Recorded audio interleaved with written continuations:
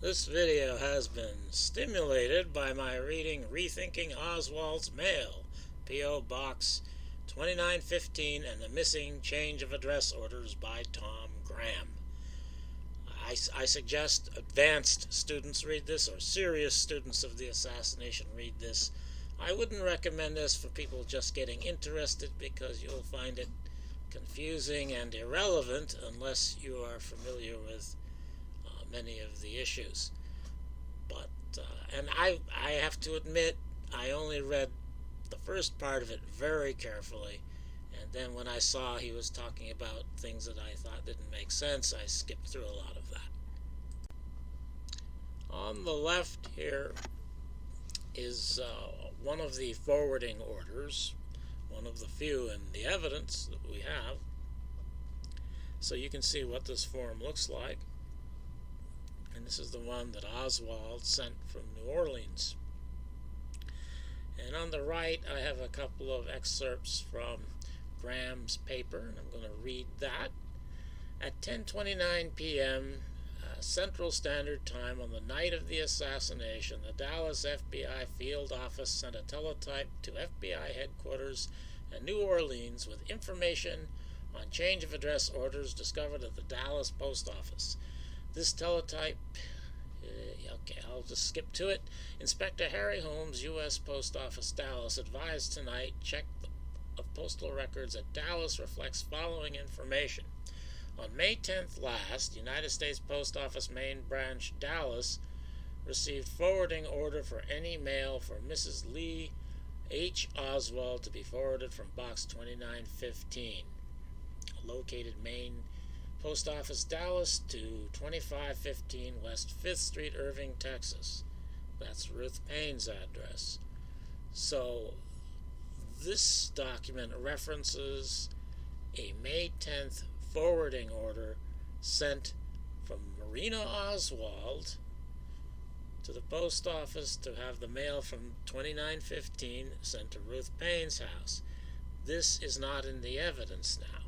On May 14th last, Post Office received forwarding order again for mail in Box 2915, Dallas, for Mr. Lee H. Oswald to be forwarded to 4907 Magazine Street, New Orleans, Louisiana.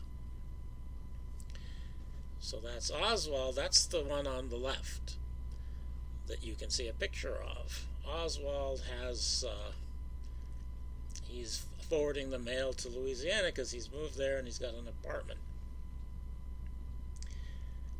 Post Office subsequently had forwarding order from Mrs. Lee Oswald, date unknown, to forward all mail for Mrs. Lee H. Oswald to Box 300 or 30061, New Orleans, Louisiana.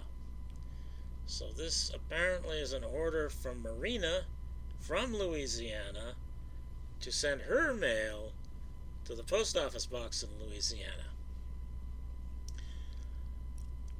On October 11th last, cancellation received at post office from Irving, Texas, from Mrs. Lee Oswald, 215 West 5th Street, to cancel forwarding order to New Orleans, Box 30061. So Marina, after the New Orleans episode, apparently has returned and now wants her mail sent to Ruth Payne's house again. I will review all this subsequently, so you don't have to remember everything. And then we have this other excerpt here, which deals with another, and this is from a different report from the post office. It deals with another forwarding order. On November 22nd, 1963, we traveled to Irving, Texas to check mailing addresses that might have been used by Lee Harvey Oswald, our action being prompted by a request from the U.S. Secret Service. We learned that a forwarding order, Form 3575, was on file for this person from 2515 West 5th Street to 4907 Magazine Street, New Orleans, the change being dated May 15th, 1963. So this is another forwarding order to forward Lee Harvey Oswald's mail from Ruth Payne's house to the apartment in New Orleans.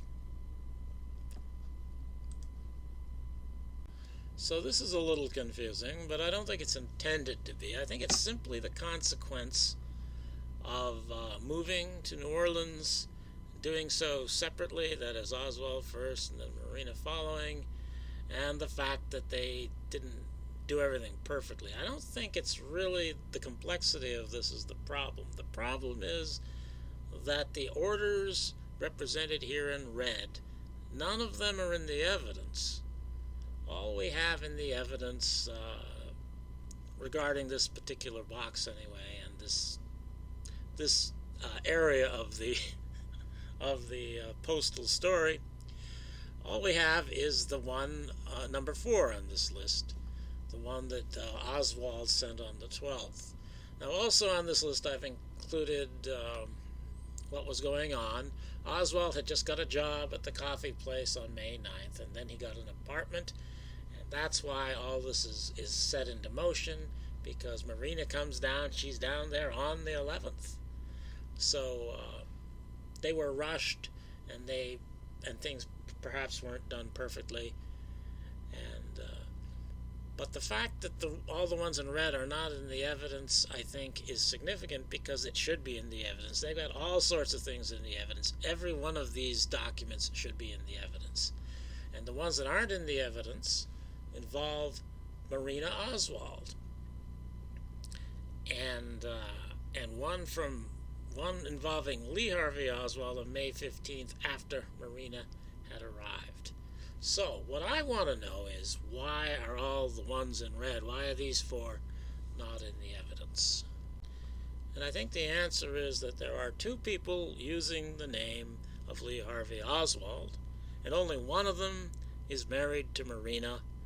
This is, I think, similar to the John Armstrong, Harvey and Lee conception of things. I'm not sure what he said about this, but I think he did say that one of them, Harvey I believe it is, went to Russia and married Marina and came back. Well, that's what I think will explain this. But first I want to, briefly as possible, run through the evidence that Lee Harvey Oswald did not go to Russia and therefore did not marry Marina. That it was the other guy, Harvey, who married Marina. I'm not going to try to explain it here, but there is evidence from the CIA that a switch was made in Helsinki, that one Oswald went to the Soviet Union, and that was Harvey, and that the other one went somewhere else. And when Aline Mosby interviewed Oswald in Moscow, he had brown eyes, and Oswald does not have brown eyes. He has blue eyes, or you might call them gray eyes, but they're not brown. So she was interviewing Harvey. And Oswald would not allow his voice to be recorded. There are reports of it, and I know we have the Titovitz thing, but I'm not going to get into that here. Oswald wouldn't take phone calls, so because he wasn't Oswald, he was Harvey. And the Moscow photo, there's nobody who takes credit for the Moscow photo, the press photo. There's some explanations, but they don't make sense. They can all be explained away as not real. So the photo wasn't taken in the Soviet Union. It was taken somewhere else, and it was sent out from the Soviet Union. But that's why we don't know who took it, because it wasn't taken in Moscow. And Marina told the FBI that this was a picture of Lee Harvey Oswald. I'm sure it isn't. It doesn't look like him. But she had to tell them something, probably, and it was the guy she was married to, so that's what she said. And it got on the record, and there it is. But that's Harvey, not Lee. And then Lee Harvey Oswald, allegedly in the Soviet Union, denied to his doctors that he had ever had venereal disease. Not impossible that somebody might deny that, but he's being treated by doctors, and doctors should know these things. And if it's Lee Oswald, he's lying, but if it's Harvey, he's probably not lying, because Harvey didn't sleep around. And here Lee Oswald is telling a story of what happened in the Soviet Union that doesn't make sense. So I think that means he wasn't in the Soviet Union. He was just making up shit because he thought it sounded good. It was Harvey that was in the Soviet Union. And John McVickers, who had been at the Soviet embassy, or the U.S. embassy in Moscow, he goes to the trouble in 1963 of saying, to the best of his recollection, that the guy he met in Moscow was the same guy who had shot the president. But he doesn't say it unequivocally. And I don't know why he's saying it at all. It brings to to mind the thought that this is a problem and this is going to solve the problem. And why would anyone think it's a problem? Now, of course, they were photographing people at the embassy in Moscow. They had photographs of him, of course, and the reason we've never seen them was because it's Harvey, not Lee. And here's one example of the FBI acting like they don't know where Lee Harvey Oswald really is, like they think he isn't really in the Soviet Union. And that's just one example. And everybody and his brother said that they thought Oswald wanted to go to Cuba, not to the Soviet Union. They were all surprised when he went to the Soviet Union.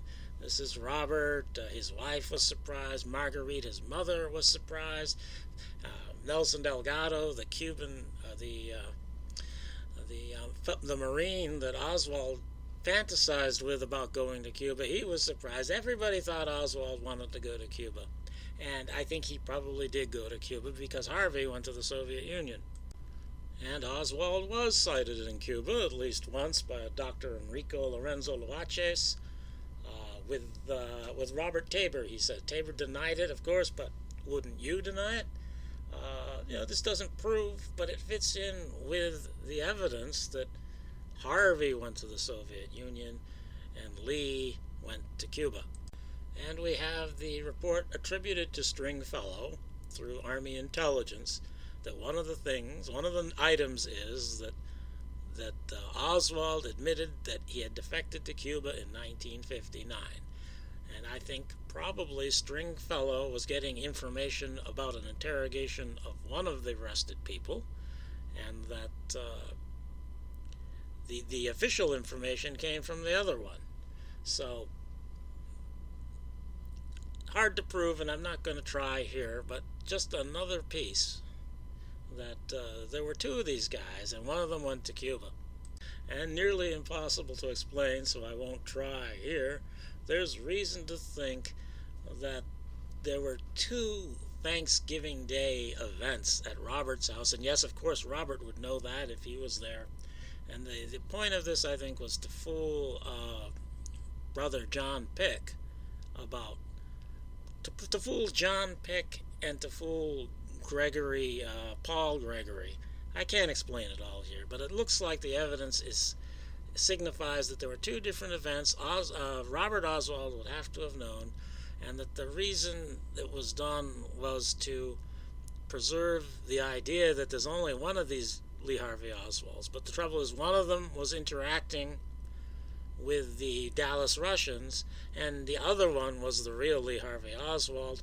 So when Paul Gregory comes to pick him up at his brother's house with John Pick there, it can't be the same guy, and I think that's why the evidence shows there were two events. So if there are two of these fellows, and one of them, the one who isn't Lee Harvey Oswald, is the one married to Marina, then he's going to tend to be sticking around with Marina while Lee goes to New Orleans. And since Marina can't speak English, and she certainly can't write it because it's even a different alphabet, that one, Harvey, is going to write out her forwarding orders. And the reason we can't see those forwarding orders is because they're all in Harvey's handwriting. And you can't say it's Ruth Paine's handwriting because Ruth Paine wasn't there in New Orleans when it was written. You can't say it's Lee Harvey Oswald's handwriting because Lee Harvey Oswald wasn't in Irving when one of them was written. But if they're all in the same hand, that is Harvey's handwriting, then you have to get rid of them. You can't let anyone see that evidence because it will be obvious they were all written by the same person, and then we got to know who that person is, and that person must be Harvey. That's what I think. So that's an explanation for why all four of these forwarding orders had to be hidden, because they were all written by the other guy, by Harvey, by the guy that married Marina, the guy who had gone to Russia, the guy who interacted with the Dallas Russians. Now, I know there's some things that have to be explained with that theory, but fortunately I'm just about out of time, so I'm going to leave it there.